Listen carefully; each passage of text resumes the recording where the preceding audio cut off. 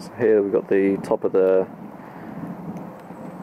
mix starting to steam off here.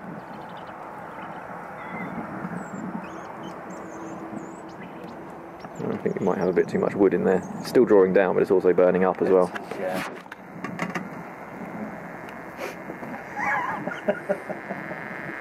Yeah, I'm waiting for that thing to just shatter into loads of little bits. So you can see the MDF formwork is really starting to come away there.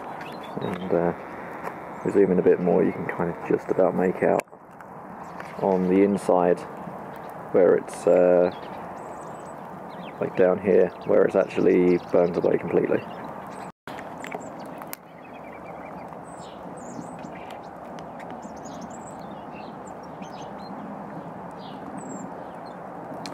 So I think we've been going for about 17 minutes. All my other cameras run out of battery. Nobody knows. We'll find out what footage is on this later on. It's always a bit hit or miss. Okay, so what I've done is I put some bricks around here to kind of get just about the right height. The pot seems to be okay. It's obviously not the right dimensions, which I think are causing some problems. I noticed, you can see a bit of smoke coming up. That seems to be as the wind changes direction, it kind of blows a bit of smoke up. Hopefully having better dimensions on this, that will help. But yeah, there is a bit of smoke coming out, and it's coming out from between the bricks and stuff as well, which I'm not too worried about. So the other thing to note is we've got this discoloration here. This seems to be where it's heated up, and that's fairly warm to the touch. It's still pretty there's obviously bits coming off my hands, but it's still kind of the consistency of like a very hard clay, like modelling clay. I'm not sure whether this is pitted and flaked up or not. I'm not sure what's actually caused that. Yeah, so down on the inside it's going along. It's still drawing. Yeah. Okay. So what I've just done is I've pulled off this this side panel, hoping to see whether the discoloration was continuing down here. So obviously this is where our flue is. So I would expect this bit to become discoloured as it dries and cures. I don't know if it's drying or curing, to be honest. I'm kind of psyching myself up that I'm going to basically take this, crush it up, and like dry it out, crush it up, stick it in the mixer with some better mortar. I'll see if I can find some high temperature, like refractory cement, on eBay, and get some of that, and then basically just remix this whole lot.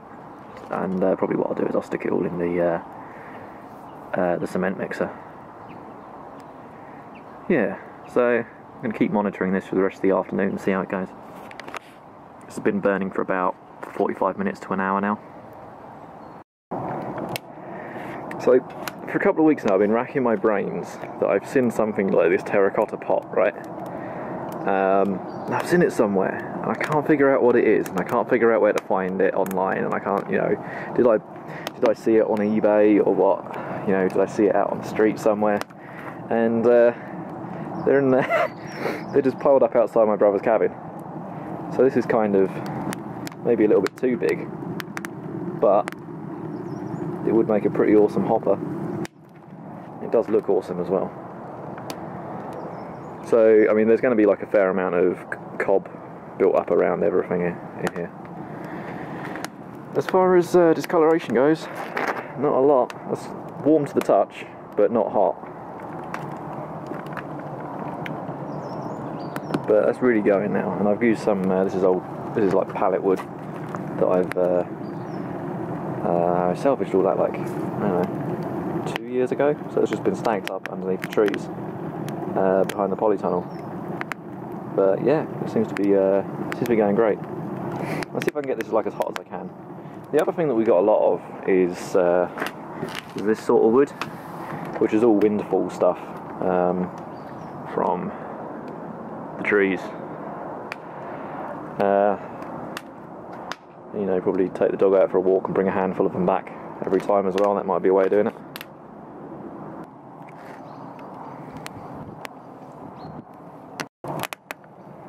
Yeah, this works quite well as a hopper, and it doesn't seem to be restricting the airflow or anything. So I'm wondering if, for starting it up purposes, if I did use these, having them so that I could lift it on and off rather than having it permanently attached to the cob, because the cob's probably going to come about, you know, 2 inches or 50mm or whatever up the side of here. So being able to lift it out, do any work, clear it out, whatever, would be quite beneficial, and then I can stack it back on and stick some wood in the top. Now I think this is a lot taller than like kind of the recommended riser height here. There's obviously a bit of steam escaping from the bottom there. I think that might be even coming from the pot itself. So I'm going to keep an eye on that. It doesn't seem to be, the bricks were like, you know, after being on there for about half an hour, 45 minutes, I can still pick them up and take them off. So this bit here doesn't seem to get very hot at all. But there is a bit of smoke coming out the top of that now. So something Carl was just asking is, why is there not a hole here to let the air in the front? And I've seen rocket mass heaters with holes there. I'd be interested to know whether that's an advantage or not. Generally the ones with the holes, like the air hole here, have the taller risers on, have the taller like wood hoppers on the top. So maybe that's something I can experiment with. And as you know, you quite rightly said, if I cast it in there, test it, and if it doesn't do what I want to do, it's easy to plug up.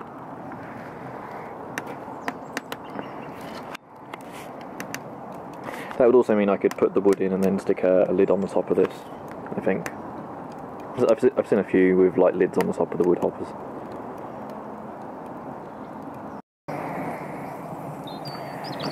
Okay, so having this taller pipe on here is it's actually starting to burn up this way. Still not a lot of smoke coming off of it, but there is smoke coming out of it. But over this side it's still going strong.